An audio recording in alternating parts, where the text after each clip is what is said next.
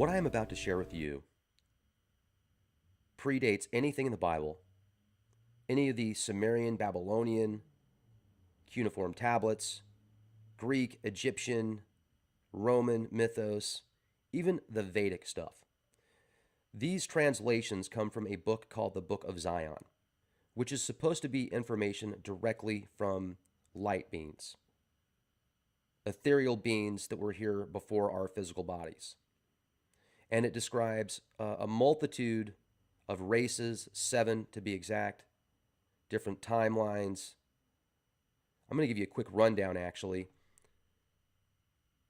Walk ins, ethereal bodies, androgynous beings, dragons, monsters, giants. The Nephilim are described in here, the Anunnaki, Atlantis, Lemuria, angels, demons, literally forbidden history that they won't teach you about in school and many universities, most universities, because this information, unless you go to a theosophical university, this information is so controversial because it literally goes back billions of years. I mean, this predates the Anunnaki by billions of years.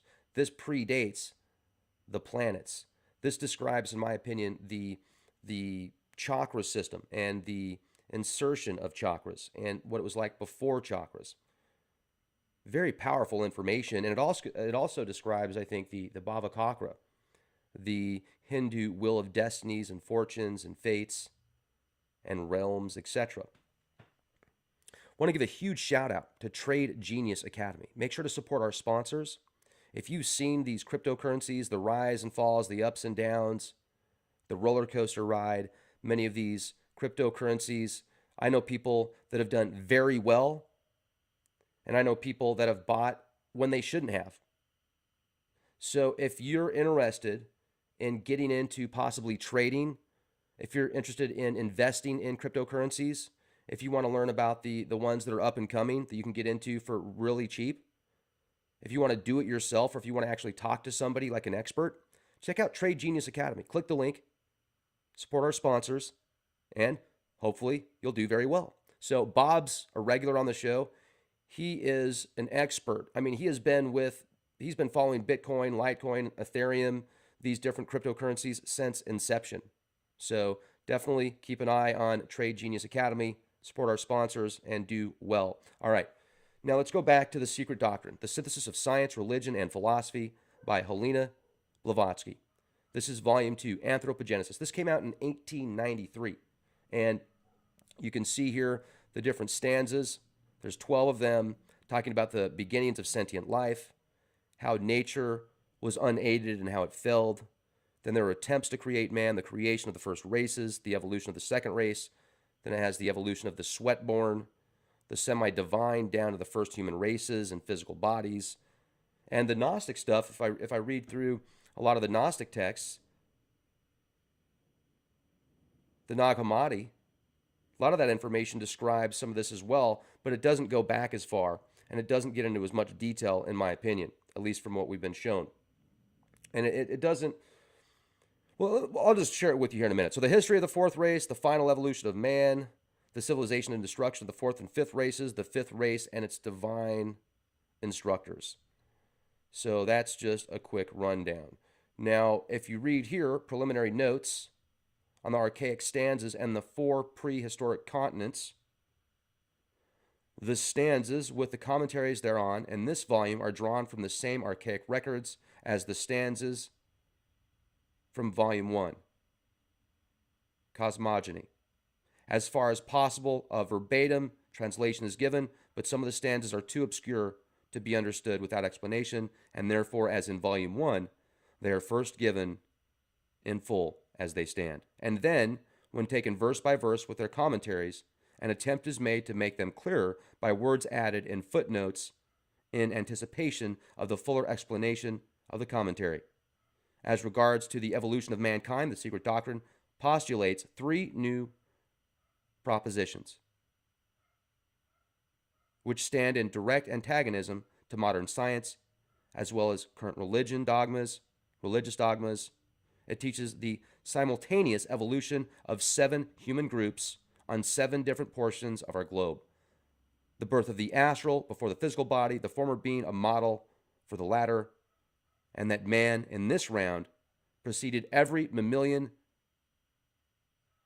the anthropoids, insects included in the animal kingdom.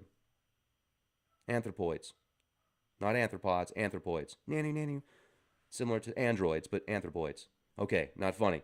But how cool is that? All right, so let's go to stanza 1. Let's go to stanza 1. I know your time is very valuable. Here we go. Stanza 1. The law, which turns the fourth, is servant to the laws of the seven, they who revolve, driving their chariots around their Lord, the one eye of our world. His breath gave life to the seven, it gave life to the first. Now, I think that's referring to the 7 luminary bodies that overlook the 7 days of the week. It could also be connected to the 7 chakras. Then it says, and I think it's describing the sun, the one eye of our world. Is that the sun, or is that the divine that lights everything up? It gave life to the first. Said the earth, Lord of the shining face, my house is empty. Send thy sons to people this will. Thou hast sent thy 7 sons to the Lord of wisdom. 7 times doth see thee near to himself. 7 times more doth he fill thee. Thou hast forbidden thy servants the small rings to catch thy light and heat. Thy great bounty to intercept on its passage. Send now to thy servants the same. It's saying bring beings into these forms. You've got these planets now. Now it's saying bring beings into it. And it also is making me think of the will of destinies, the will of life, the will of fortune, the Bhava Chakra. Said the Lord of the shining face, I shall send thee of fire when thy work is commenced. Raise thy voice to other locusts. Apply to thy father, the Lord of the lotus, for his sons, thy people, shall be under the rule of the fathers. The men shall be mortals, the men of the Lord of wisdom, not the sons of Soma, are immortal. Cease thy complaints, thy 7 skins are yet on thee, thou art not ready, thy men are not ready. So the 7 skins, that might be referring to the 7 chakras. After great throes, she cast off her old 3 and put on her new 7 skins and stood in her first one. Is that a ethereal body with 7 chakras? Or is that the planet and then 7 new planetary bodies and also the moon and the sun? Or is it both, as above, so below, the microcosm, the macrocosm? Stanza 2. Hold on a second, I gotta drink some coffee here. Love this stuff. Oh, I love coffee. Coffee's so good. The will world for 30 crores more, which is like that's actually 4.2 billion years, I think. Hold on a second. I did the math on this the other day. A crore, how much is a crore? How long is a crore? 10 million. Okay, so 10 million years. So 300, so that's a total of 300 million years. The will world for 300 million years. It constructed rupas, which are beings, soft stones that harden, hard plants that soften, talking about the vegetation and the elemental kingdoms, visible from invisible, insects and small lives. She shook them off her back whenever they overran the mother. Makes me think of Gaia, the being, the planet, Earth. And then people say, well, oftentimes people are like ticks, and one of these days they're just going to be thrown off. They're going to be shook off like ticks. Then after another 300 million years, she turned round. She lay on her back, on her side. She would call no sons of heaven. She would ask no sons of wisdom. She created from her own bosom. She evolved watermen, terrible and bad. Now, this is what I'm thinking. The planet's created, then the planet starts moving. The planet starts its orbit.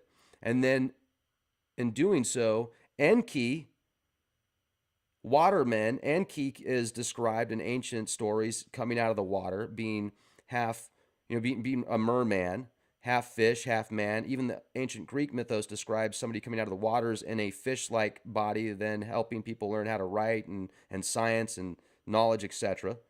And I don't think Enki's bad like some people do. I know that Robert Stanley comes on the show and he's got an interpretation of, and he could be right. Hey, I don't know. I mean, he very well could be. I just don't know. I'm still agnostic. I mean, there's times that I think Enki could be the good guy, and there's times I think Enki could be kind of a trickster. You know, there's times I think that maybe Enki could be doing his own thing, and we don't really, he doesn't really have our best interest at heart. And then I think there's times that he does have our best interest at heart. And I think there are people that have personal relationships with Enki, but I don't know. So that's just my opinion, and you guys know what they say about opinions. If you've actually met Enki, if Robert actually met him, and if he gets bad vibes, if something doesn't resonate, hey man, I get it. I mean, I've seen some freaky things before too. Like I've told you guys, I think I saw that giant demon or that being that's depicted on the Baba Chakra, the giant demon that's literally feeding off of the wills of destinies and the wills of karma and fortune and everything inside of it. So like this giant cosmic being that has captured spirits and captured souls and is just feeding off of them and using them as entertainment. But you know, I mean that could have just been swamp gas from Uranus. I don't know. But what's interesting is, and maybe at one point, Enki, you know, was looked at us with distaste and certain people with distaste, but not everybody. You know, I mean, do you like everybody you meet? So I just don't know if there's, because when you read through these old tablets, Enki's actually the good guy. Like when you read through the ancient Sumerian tablets, he's the one that people go to when Enlil won't help, when others won't help. They go to Enki. Enki's the one that offers compassion, etc. And when you read through some of the stuff in the when you read the Bible, the Holy Bible, and you realize a lot of it is connected with the Vatican and the Church, and you find out the people that were involved in orchestrating that specific set of books and scriptures and the way that it was done. There's a lot of very powerful information and knowledge there. There's a lot of hidden knowledge there as well. You just have to be careful how you interpret it and how you use it, in my opinion, because there's so many layers there that, especially when it describes the God as monotheistic in the Bible, the way that it describes the God and the times and the years and everything's linked, I feel that there is a certain agenda to take all the credit and link it to one deity when there are a multitude of deities out there underneath the divine, underneath the one, and they're, you know, misinterpreting that. Now that's what I have gathered. That's the information that I feel, and that's what I resonate with. But I think that Enki has been portrayed as the bad guy oftentimes when he may not be the bad guy. So I'm still researching this, folks. I mean, people like Gerald Clark really believe that Enki's the good guy. There's a lot of people that really feel Enki's the good guy. Maybe Enki feels that he's so far and above what modern humanity is, as far as an intelligence level and spiritual level and evolutionary level, that he would look at most humans as many humans would look at cattle in their farm on their ranch that they're eventually going to eat. But maybe there's a couple out there, you know, a couple cows that are just that much cooler that they just can't do it to, because they've made a bond or a connection with it. They can't slaughter them. They're just going to pet them and feed them and let them do their thing, free range. I don't know. What do you think? Stanza 2. The watermen, terrible and bad, she herself created from the remains of others, from the dross and slime of her first, second, and third, she formed them. The Dahani came and looked, the Dahani from the bright father, mother, from the white regions they came, from the abodes of the immortal mortals. So these beings come from immortality. Now you've got the duality. Now you've got the father, mother, not just an androgynous being. You've got the duality. Displeased they were, our flesh is not there, no fit rupas for our brothers of the fifth, no dwellings for the lives, pure waters, not turbid, they must drink, let us dry them. The flames came, the fires with the sparks, the night fires and the day fires, they dried out the turbid dark waters. With their heat they quenched them. The Lahas of the high The Lamayan of below came. They slew the forms which were 2 and 4 faced. They fought the goat men and the dog-headed men and the men with fishes' bodies. How many Sumerian tablets have you seen with depictions of goat men? And then the Vedic stuff that shows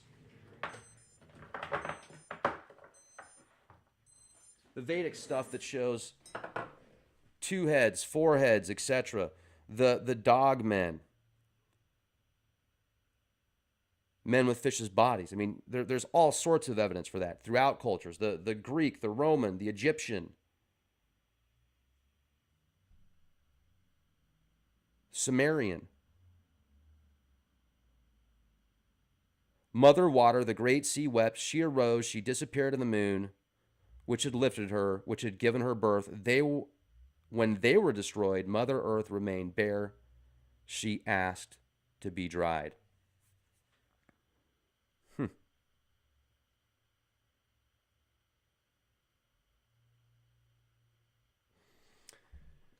Sounds like a pretty gnarly catastrophe there when it sounds like the water leaves to the moon. That's interesting. When they were destroyed, Mother Earth remained bare. She asked to be dried. So all these beings are destroyed. There's a great catastrophe on the planet. Could that be describing Tiamat? Or could that be describing the planet? Was our planet at one time larger? Something hit it. Now I'm starting to think that maybe the moon is part of the Earth. Something caused the moon to split from the Earth. The water went with the moon.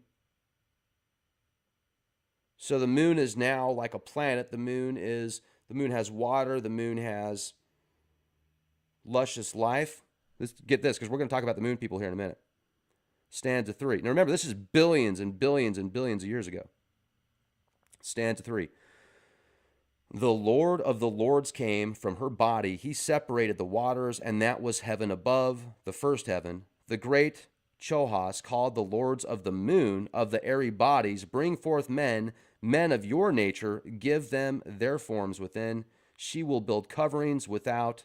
Males, females will they be, lords of the flame also. They went each on his allotted land, 7 of them, each on his lot. The lords of the flame remained behind. They would not go, they would not create. So the lords of the moon bring forth men. It's describing people of the moon now. People are formed on the moon. 7 different beings are formed on the moon, and then they're brought back down to the earth as there's this separation going on. Now, when it says the firmament, I don't think it's referring to a dome that you hit and you go like the Stephen King novels. I think it's describing science in a metaphorical fashion, and it's describing these beings that are now coming from the moon, and there's 7 of them, the 7 beings, and they're being scattered throughout the planet now after the planet has rebuilt itself. Stanza 4. The 7 hosts, the will-born lords, propelled by the spirit of life-giving, separate man from themselves, each on his own zone. 7 times 7 shadows of future men were born, each of his own color and kind, each inferior to his father. The fathers, the boneless, could give no life to beings with bones. Their progeny was Behuta, with neither form nor mind. Therefore, they are called the Chahaya race. So that's devolution right there. Devolution, the boneless ones, the formless ones, and these are the ancients that go back billions and billions of years, at least. I mean, they could be timeless. The boneless ones, they are superior to those with bones, but they can't give birth to them. They're called the Chahaya race. Their progeny was Behuta, and that makes me think of Buddha and how he wants to get to the point of almost nothingness where you're not bound to any karma, so you can get out of the will of destinies, etc. That's now I'm starting to understand more of the Buddha mindset. I'm picking up on that. How are the Manusha born? Manushaya born. How are they born? The Munas, or Manus, with minds, How are they made? The fathers called to their help their own fire, which is the fire that burns in earth. The spirit of the earth called to his help the solar fire. Gaia is communicating with the sun, but also they're working in conjunction together to form these new beings. These three produced in their joint efforts a good rupa. The triad are creating human beings. This is depicted throughout history, throughout the scriptures, throughout the Old Testament and the New Testament.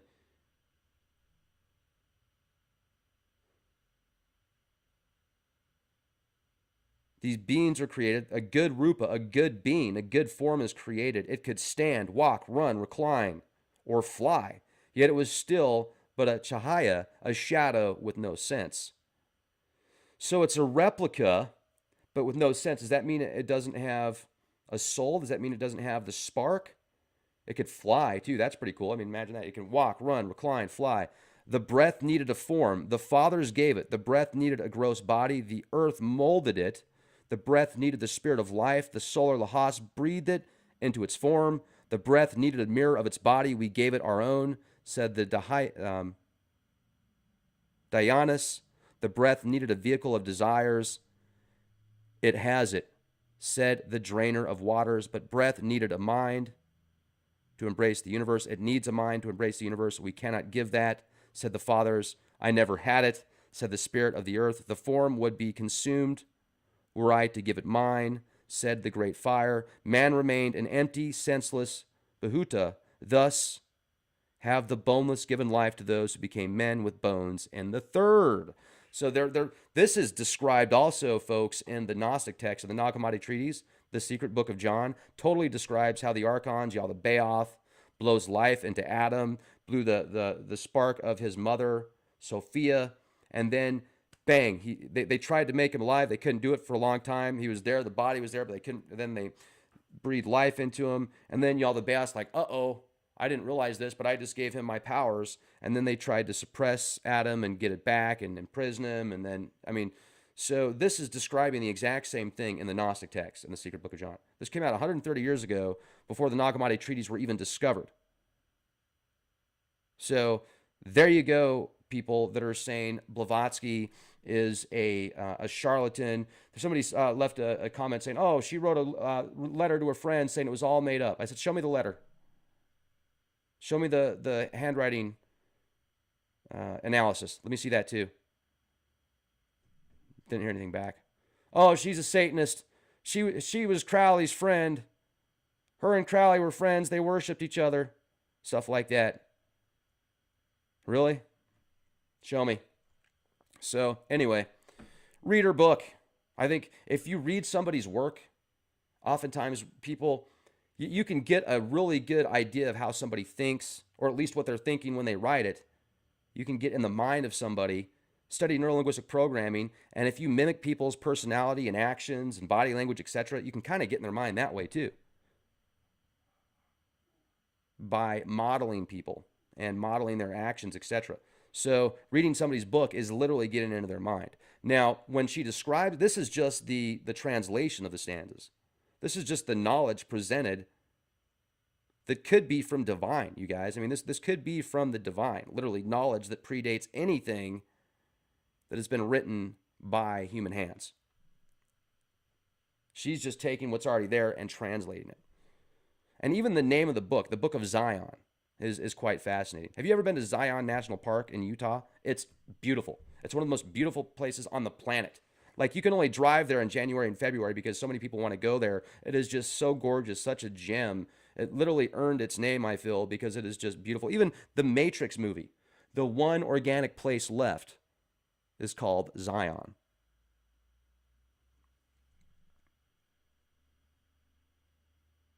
Stanza 5. The first were the sons of Yoga, their sons the children of the yellow father and the white mother. The second race was the product of building and expansion, the asexual from the sexless. Thus was, O Lanu, the second race produced. Their fathers were the self-born, the Chahaya, from the brilliant bodies of the lords, the fathers, the sons of twilight, from the luminaries. The luminaries created them. Their fathers were self-born, but these ones are not. This this form of humanity is actually starting now to be in a physical body. When the race becomes old, the old waters mixed with the fresher waters. When it drops, became turbid. They vanished and disappeared in the new stream, in the hot stream of life. The outer of the first became the inner of the second. The old wing became the new shadow, and the shadow of the wing. I'm going to have to ponder on that for a bit. Stanza 6. Then the second evolved, the egg-born. The third, the sweat grew, its drops grew, and the drops became hard and round. The sun warmed it. The moon cooled and shaped it. The wind fed it until its ripeness, the white swan from the starry vault. That's stanza 6. So this is, I would say, the earlier forms of humanity, when like kind of like the Adam and Eve. Now you've got Adam and Eve here because you've got egg-born. So the white swan from the starry vault overshadowed the big drop, the egg of the future race, the man swan of the later third. First male, female, then man and woman. The self-born were the Chahayas, the shadows from the bodies of the sons of twilight. Neither water nor fire could destroy them. Their sons were. So this is describing the spirit. This is describing how the shadows from the bodies of the sons of the twilight, I'm thinking of almost like this holographic quantum physics entanglement, all connected. Your spirit is connected to your body. You know, people say they're two separate things. They're not. It's a part of the same thing. This is just a lower vibrational form experiencing in different sensory perceptions. You've got, you have a limited amount of senses, which in turn gives you more because it's less, if that makes sense. And then when you go back to having all your senses and senses that you didn't even know you had, then you're experiencing things differently. So even though you have more at that point, it's not the same experience. So this is an experience. This body, this form, this reality of duality that we're in is an experience. It's an experience of awesomeness for some and difficulties for others. And, you know, a lot of people love it here. A lot of people don't love it here. So which side of the spectrum are you on? It's very interesting. So stanza 7. The sons of wisdom, the sons of night, ready for rebirth, came down. They saw the vile forms of the first third. We can choose, said the lords. We have wisdom. Some entered the Chahayas, some projected a spark, some deferred till the fourth from their own rupa. They filled the kama. Those who entered became arats. Those who received but a spark remained destitute of knowledge. The spark burned low. The third remained mindless. Their jivas were not ready. These were set apart among the seven. They became narrow-headed. The third were ready. In these shall we dwell, said the lords of the flame and of the dark wisdom. Now this is talking about walk-ins, folks. This is talking about, in my interpretation, it's talking about these bodies that were created, and they're literally directing their consciousness into these bodies. Okay, there's the DNA. We can take over that. This is literally describing different beings that are on our planet right now, or on the planet at that point, I should say. Maybe they're still here, and they very well could be. And it's describing these. And then think about the natives that did the mimicking of their god. Sometimes they would see how long they could get their necks.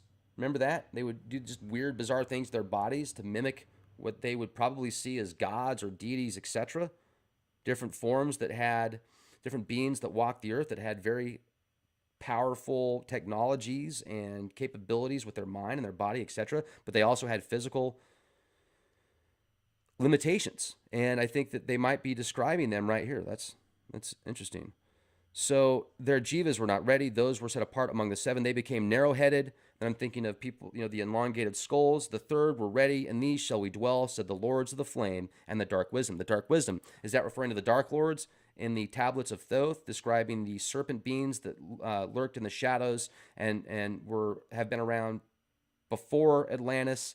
that did work and offered services for people in power, where it was almost like selling their soul, but they were working together, they were merging together, and then they worked through blood, through rituals, through power, through pain, through suffering, etc. It's interesting. Is that, or is the dark wisdom something else? In these shall we dwell, said the lords of the flame and of the dark wisdom. So are there two, once again, the polarity of the lords there? You've got the flame, which would be considered a higher vibrational realm, the light, and then the dark wisdom, which would be considered the archons or the serpent beings described in the tablets of Thoth that work through blood rituals, etc., and through the masses, pain and suffering. But they pick people in high places of power. How did the Manasseh, the sons of wisdom, act?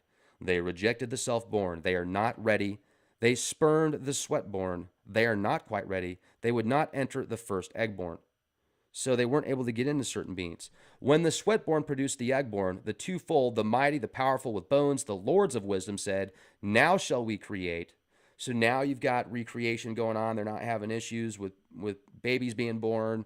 All right, here you go. The third race became the Vahan of the Lords of Wisdom. It created sons of will and yoga by Kriya Shakti. It created them, the Holy Fathers, ancestors of the Urats. Excuse me. Stanza 8. From the drops of sweat, from the residue of the substance, matter, from dead bodies of men and animals, of the will before, the will of destinies, the will of karmas, the Bhavakakra, and from cast-off dust, the first animals were produced. Animals with bones, dragons of the deep, and flying sarpas were added to the creeping things. They that creep on the ground got wings. They of the long necks in the water became the progenitors of the fowls of the air. Wait a second. The long necks in the water, now I'm thinking of these giant dinosaurs, these giant serpent, whale dinosaurs that they've got bones, plenty of fossilized evidence for that. During the third, the boneless animals grew and changed. They became animals with bones. Their chahayas became solid. The animals separated the first. They began to breed. The twofold man separated also. He said, let us as they, let us unite and make creatures. They did. So this is saying that animals have souls too, folks, in my opinion. This is saying absolutely that animals have souls. He said, let us as they, let us unite and make creatures. So then you've got animals breeding with these, with the humans of that time. Ew. And those which had no spark took huge she animals unto them. They begat upon them dumb races. Dumb they were themselves, but their tongues united. The tongues of their progeny remained still. Monsters they bred, a race of crooked, red-haired, covered monsters going on all fours, a dumb race to keep the shame untold. So this is describing those monsters and all those. How many ancient relics are there, and sculptures and petroglyphs and hieroglyphics and scriptures and information that describe and show these giants? Oftentimes you'll see these giants on Hindu temples that are larger than Buddha and humans by a multitude of sizes. I mean, like the size of a building compared to a human being. It's the size of some of these giants and these monsters, etc. So I think that's what it's describing there. These gene twisting, manipulation, etc. And that's my take on that right there. Stanza 9. Seeing which the laws who had not built men wept, saying, the Amanasa have defiled our future abodes. This is karma. Let us dwell in the others. Let us teach them better, lest worse should happen. They did. Then all men became endowed with manas. They saw the sin of the mindless. The fourth race developed speech. The one became two also, all the living and creeping things that were still one, giant fish, birds, and serpents with shell heads. So this, another catastrophe, another Armageddon, another reset event. And now you've got these, the luminaries, the beings and the spirit beings are saying, look at what they're doing to these bodies. I mean, look at this. This is our future reincarnation bodies. This is where we're going to be going here in X amount of years. Is this what we want? No. Let's reset it. Let's redo it and start over. So bingo, they start over Now you've got the next level here, the fourth race, and then this is when people start to talk. They're not being telepathic anymore. They're communicating with words. Stanza 10. Thus, two by two, on the 7 zones, the third race gave birth to the fourth. The Sura became Asura. The first on every zone was moon-colored, the second yellow, like gold, the third red, the fourth brown, which became black with sin. The first 7 human shoots were all of one complexion. The next 7 began mixing. Then the third and fourth became tall with pride. We are the kings. We are the gods. That's, in my opinion, describing the Anunnaki right there.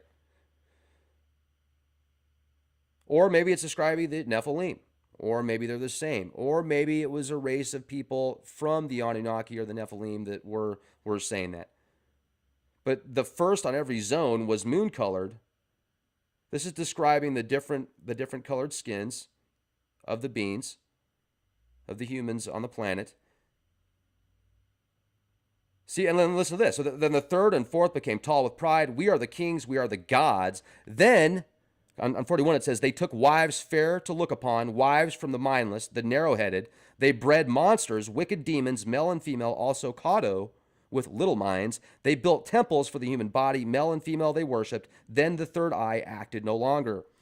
So their third eye is not activated anymore. They're becoming consumed within themselves, within these physical treats, these empires of dirt stuff. Oh, look at my empire of dirt. It's bigger than your empire of dirt. Oh, look at my pyramid. It's bigger than your pyramid. Oh, I have more gold than you do. Oh, look at my lawn around my pyramid. It's better than your lawn around your pyramid. I mean, seriously, that's and saying they're not using their third eye. They're not connected to the source anymore. They're being consumed in these physical bodies. They're being consumed with themselves, and they're not evolving anymore. They're devolving in this lower vibrational form, and it's becoming further and going further and further away from self, from higher consciousness, from the divine, from the spark, from the true essence of creation itself. It's like hopefully you'll always be connected, but these guys are going so far down on the spectrum that the physical vibrations, they're losing a huge form of self by getting engulfed in a part of themselves, the physical form. So that's fascinating. This is incredible. I mean, I've read this a few times already, but every time I read it, just something else resonates with me. It's like boom, boom, boom. Hello, hello, hello. Ding dong, ding dong, ding dong. Kind of like that. All right. It was all good until I started doing that. Now I can't wait to read the comments. Stanza 11. They built huge cities of rare earths and metals. They built out of the fires vomited out of the white stone of the mountains and of the black stone. They cut their own images in the size and likeness, and in their size and likeness, and worshiped them. Think about Machu Picchu, some of these ancient temples, Pumapunka, that are huge. That's what this is describing right here. They built great images, 9 yatas high, the size of their bodies. Inner fires had destroyed the land of their fathers. The water threatened the fourth. Now it's talking about the great flood that takes these guys over. Boom! There's a lot of info, you guys. The first great waters came. They swallowed the 7 great islands. All holy saved, the unholy destroyed. With them, most of the huge animals produced from the sweat of the earth. Dinosaurs extinct. So there were 7 islands, and each of these 7 islands had a different race of beings that were formed of a certain DNA. And you can still see it today when you look at the differences of people physiologically. And, and it's fascinating. We should embrace our differences. We should embrace our individuality and also embrace others. I think that if we do that, and if we're excellent to each other, like Bill and Ted say, be excellent to each other, what else do you need to do? If everybody was excellent to each other and cared about, okay, well, I get it. If I'm going to do this, it's going to upset Bob and Mary because, if I build this house too much taller, then they're not going to have that view of the beach. Maybe I can build it at this level so I can have a view of the beach and they can have a view of the beach. That's a terrible analogy, but you get my point. Don't tread on me. I won't tread on you. If you can't consume to the point of, well, I'm not doing anything wrong. I'm cutting down all these trees and I'm going to just, make up this really cool house. You're like cutting down entire forests, like which is being done right now. Entire forests are being destroyed. I mean, there has to be balance. And there's also got to be a way to create a system that doesn't have so many petty laws and rules and regulations and stuff that just doesn't really matter, that takes away from our opportunities and what we have the right to do. If there's somebody else out there that says we don't, and because they've got a specific title, then we give them authority, even though it doesn't make sense oftentimes, right? So anyway, I'm kind of digressing a little bit there, but very interesting, very interesting. So stanza 12. Stanza 12. Few remained, some yellow, some brown and black, and some red remained. The moon colored were gone forever. This is talking about the moon people. They're gone forever. The fifth produced from the holy stock remained. It was ruled over by the first divine kings, the serpents who redescended, who made peace with the fifth, who taught and instructed it. Now, these serpents aren't the bad ones. I think that oftentimes that name is linked to things that are, there's good serpents and bad serpents, just like anything else. Just like anything else. And serpent is also a form of wisdom. It's a form of knowledge, that interpretation. So be careful when you read some of these texts, and I need to remind myself of this as well. When serpent is described, is it referring to knowledge, or is it referring to the Dark Lords, similar to the Book of Thoth, the Emerald Tablets of Thoth that describe these? I think it was tablet number 6 or something. So the fifth produced from the holy stock remained. It was ruled over by the first divine kings, the serpents who redescended, who made peace with the fifth, who taught and instructed it. Wow. Powerful right there, wasn't it? I mean, whew, look at that. There's a little nano drone flying by me. Hey, buddy. Tell him I said hello. All right. So, how is your mind resonating right now? What's the vibrational frequency at where you're at? Did that resonate with you? Did that jive with you? Do you think that the knowledge that was presented there is pretty spot on? And if so, what's next for us? How do we get to the point to be able to use our physical body and our spirit and our mind to its fullest potential, to where it's the next level? It's an evolution of spirit and self, not a devolution. Let's not devolve. Let's not devolve. Let's evolve. Let's evolve and revolve at the same time, because it's all cyclical. Wow, fascinating. There you have it, ladies and gentlemen. Thank you for listening to this presentation. Make sure to pick up The Secret Doctrine and support the Theosophical Society. Nanny. Also, you can pick up, I'm sure you could pick it up at Barnes & Noble. Many of online bookstores have it.